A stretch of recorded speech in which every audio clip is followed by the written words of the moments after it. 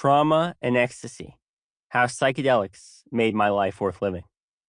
Written and narrated by Alex Abraham. Disclaimer: This publication contains the opinions and ideas of its author. It is intended to provide helpful and informative material on the subject addressed. It is sold with the understanding that the author is not engaged in rendering medical, health, or any other kind of personal or professional services in the book.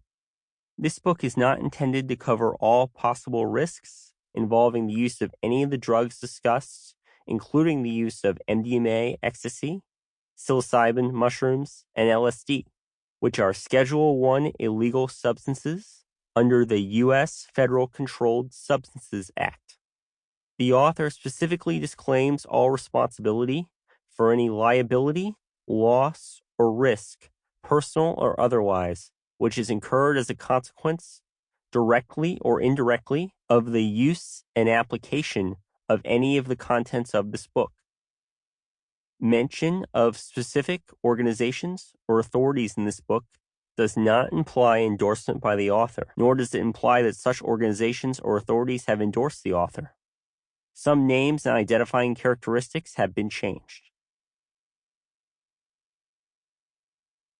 Dedication: For CA, even when we fight. MN, for being there. My family, and for all the survivors of childhood sexual abuse. Prologue: I've never liked bikes. Something about not being on my own 2 feet has always made me nervous. And even in the best case scenario, the bike seat always seems to ride up in that weird area right behind my balls. But I was riding a bike in the Netherlands when my life changed. It was a perfect summer day, cool with a clear sky, a nice breeze, as sunny as it was ever going to get up there.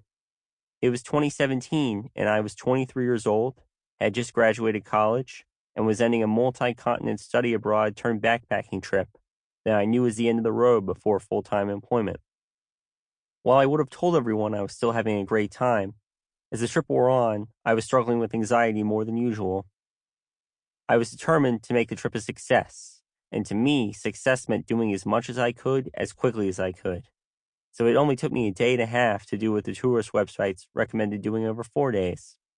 After I saw or did something cool, I would spend about 5 minutes appreciating whatever it was, and then it was right back to the next item on the agenda. Moving so fast made it impossible to stay in a routine. Never a good sleeper, I insisted on staying in the grungiest and most crowded hostels to try to save money. I'd also lost enough weight from my already thin frame that I had to buy new clothes. By the time I got to the Netherlands, I was so exhausted that I thought about leaving early.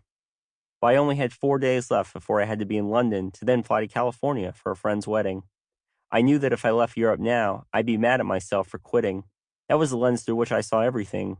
Not so much about leaning into what felt good, but instead doing everything I could to avoid feeling bad, whether in the present moment or in an imagined future.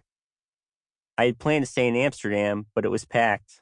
Everyone in the hostel seemed to be there to do drugs. So after a last-minute recommendation by a fellow backpacker, I decided on Texel, an island in the north that had some cool-looking sand dunes and seemed like it could help me relax, and that I'd heard was best explored by bike. I hustled to catch the ferry and got to Texel late in the evening. The next morning, there were almost no bikes available to rent. When I was finally able to find one, the seat was too far back for me to ride comfortably. I'd always felt more at peace in motion and was in a hurry to get going.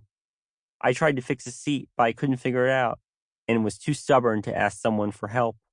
So after a couple minutes of cussing under my breath, I gave up and just started riding, stretching myself out and arching my back forward as far as I could.